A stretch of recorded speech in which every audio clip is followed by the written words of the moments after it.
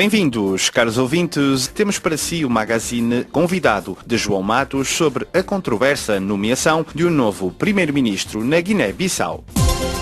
Convidado. Doutor Fernando Mendonça, boa tarde para já. Boa tarde. O senhor está numa reunião do Bureau Político do PAIGC que tem estado a analisar esta crise política no seu país. Para já, o que é que se pode dizer dessa reunião do Bureau Político? Bom, a reunião do Bureau Político ainda não terminou. Há um debate. A questão que foi posta em cima da mesa dos trabalhos é a análise da situação política do país. A última atualidade foi a nomeação pelo presidente Vaz de Bassiró-Dia como novo primeiro-ministro da Guiné-Bissau, mas que não une o PAIGC. Não exatamente a nomeação, mas todo o processo em si é a análise da atual situação, da atual crise, que tem vários componentes, vários elementos. É todo o conjunto que conduziu a isso e o desfecho também que foi o dia de ontem, a nomeação e o empossamento do novo primeiro-ministro. Portanto, é todo um conjunto de questões que estão em análise. Mas para já o PAIGC está dividido porque o Bureau Político tinha avançado com o nome de Domingos Simões Pereira ao Presidente da República para ele ser Primeiro-Ministro. E o Presidente declinou essa proposta e avançou com Bassiró-Dia. Como sabe, eu não devo falar em nome do PAIGC, que tem o seu porta-voz. Eu sou o conselheiro porta-voz da Sua Excelência do Presidente da República. E sou membro do Bureau Político do PAIGC, por isso estou a tomar parte na reunião que está a decorrer neste momento. Os elementos que dizem de divisão, bom, vamos a ver, ainda está em debate, vamos a ver como é que o PAIGC sairá deste debate. Pois, o senhor é do Bureau Político e é conselheiro porta-voz do Presidente da República. Isto quer dizer que pertence à ala do Presidente da República e que está de acordo com a nomeação de Bassiró-Dia como Primeiro-Ministro. Digo-lhe sinceramente, eu não vejo que haja ala do Presidente da República. O Presidente da República é Presidente da República, Presidente de todos os guineenses. Portanto, apesar de ser membro militante do PAIGC, e neste momento suspendeu esta condição, porque está a exercer funções do Estado que lhe impedem de continuar a estar militar num partido. Daí que, neste momento, não vejo que haja ala.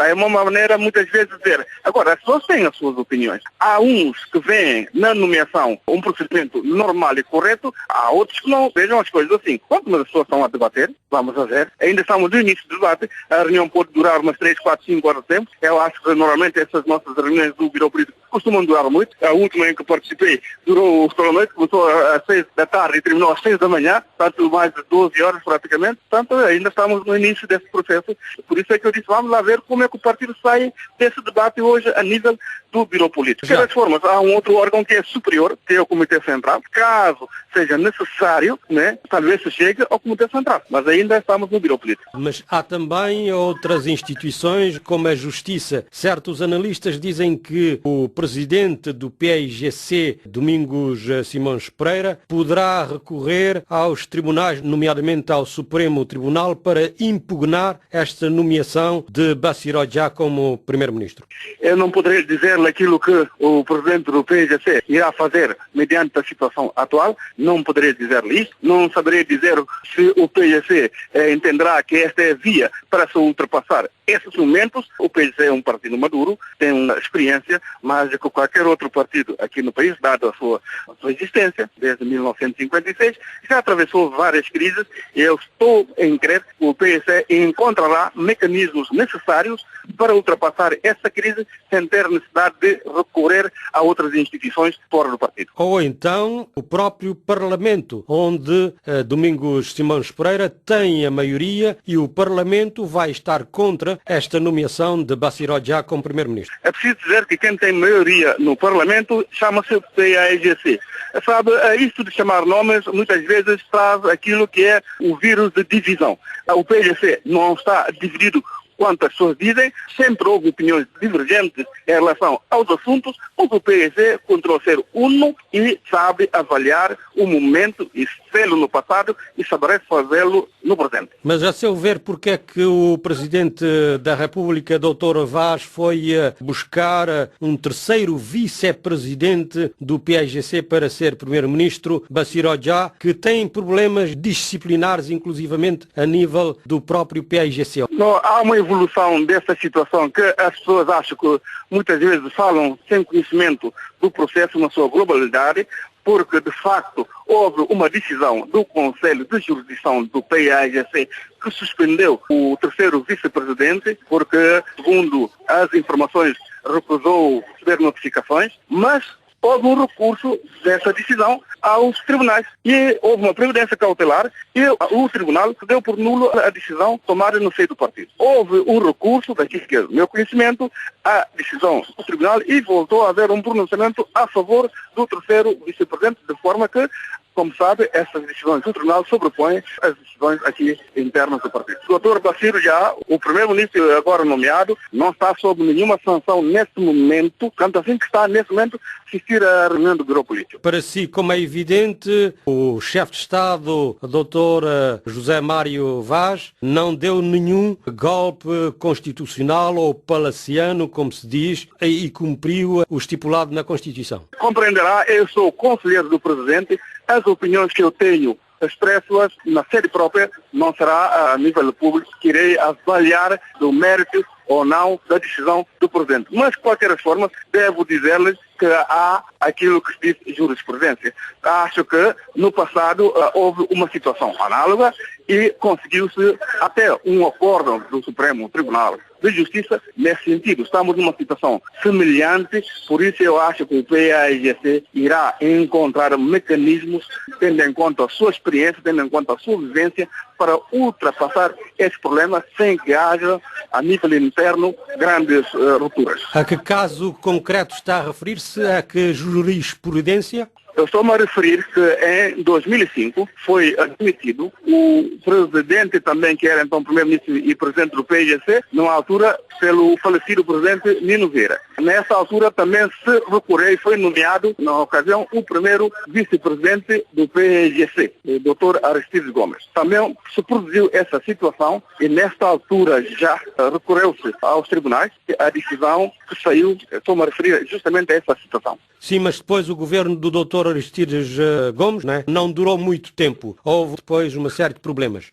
Este governo apresentou um programa no Parlamento que foi aprovado, apresentou um orçamento no Parlamento que foi aprovado, mas depois, mais tarde, houve uma moção de censura, isto é, numa outra ocasião, que derrubou este governo. Portanto, não foi na sequência do desentendimento entre nomear ou não nomear, entre a legalidade da ação do Presidente ou não. Não foi nessa sequência. Isso quer dizer que pode acontecer a mesma coisa agora, com Bassirou Dia ser vetado no Parlamento, na Assembleia? Se eu só recordar esse aspecto, claro que haverá uma batalha jurídica para aqueles que entenderem que a via é esta, se o partido também entender que a via é esta. Eu estou só a recordar os momentos porque o partido passou e que, no meu entender, deviam servir de lição e que devemos tirar ilações desses momentos. Mas a que Constituição o Presidente da República se baseou? Qual é a Constituição da Guiné-Bissau que está em vigor neste momento? Aquela de 96, 1996. Aquela de 96 que chegou a ser levantado pela crise político-militar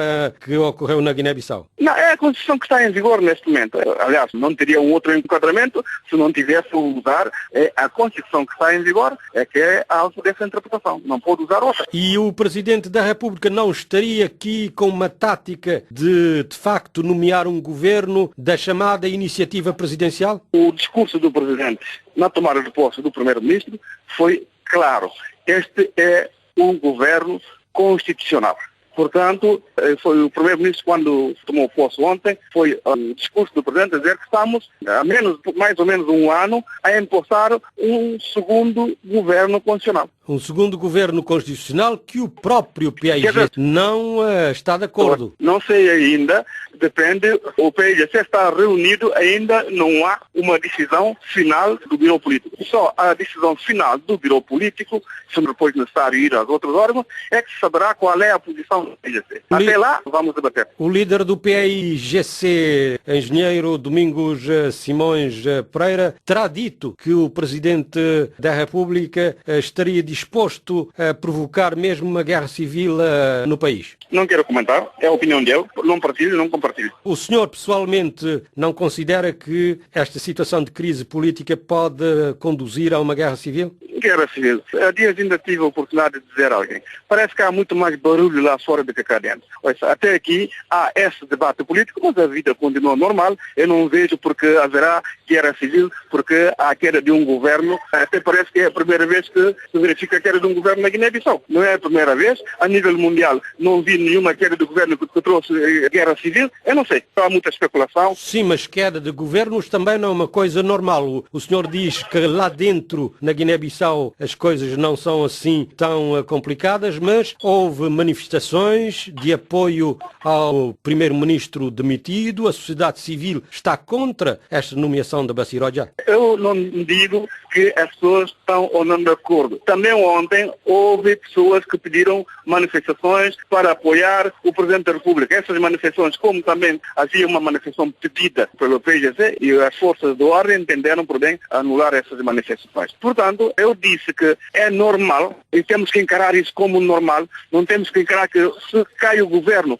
que vamos incendiar o país. Ninguém vai nessa. A Constituição prevê que pode haver demissão do governo. Aquilo que a Constituição não prevê são os golpes de Estado. E esses é que não são normais. Mas a comunidade internacional também está crítica em relação à posição do Presidente da República. Estamos a falar de que declaração da comunidade internacional que eu ainda não ouvi. Por exemplo, os diferentes representantes da comunidade internacional têm chamado a mais diálogo entre essas duas personalidades e dizem que reconhecem o governo legal neste caso de Domingos Simões Pereira. Quem é que não é legal então aqui nesse caso? Estamos a fazer perguntas e eu vou devolver outras perguntas. Eu acho que a comunidade internacional tem se pronunciado de forma ponderada e de forma a poder ajudar o país. Não ouvi essas críticas de que faz alusão de nenhum pronunciamento das instituições, quer do Conselho de Segurança, quer da CDAO, quer da CPLP, quer dos embaixadores acreditados aqui no país